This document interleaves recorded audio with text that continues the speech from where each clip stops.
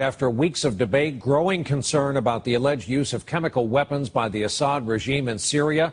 Tonight, one of the most important figures in the region says chemical weapons were in fact used. He says he has proof of it, and the world, including the U.S., he says isn't paying nearly enough attention.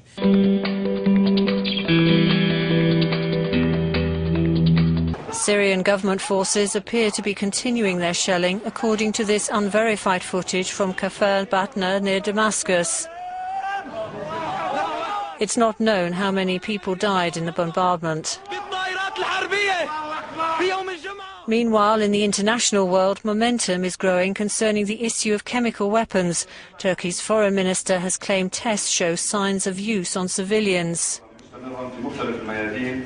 Recently there were certain allegations where in some attacks chemical weapons being used. We took it very seriously, and from that time until now we have been making tests, and we have some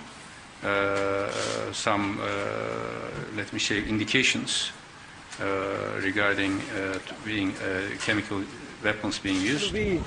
The use of chemical weapons can only intensify the plight of civilians trying to escape the violence. A wary Washington has also said there is strong evidence that the US president's red line in this conflict has been crossed.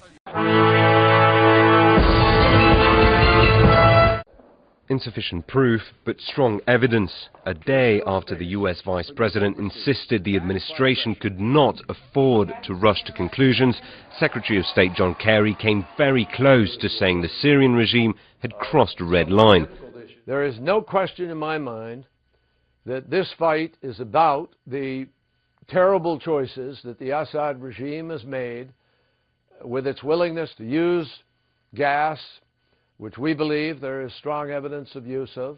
President Barack Obama said evidence of chemical weapons used by Bashar al-Assad's army would constitute a watershed moment in the conflict.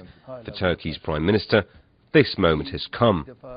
It's clear that the regime has used chemical weapons, I mean missiles.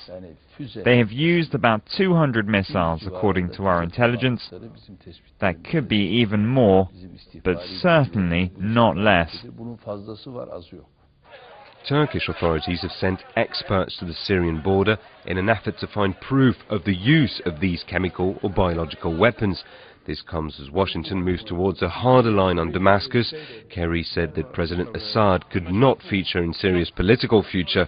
The US has been pushing for support on this from Russia, but after saying his country was not tied to any one person to lead Syria, Russian Foreign Minister Sergei Lavrov confirmed Moscow was still shipping weapons to Bashar al-Assad.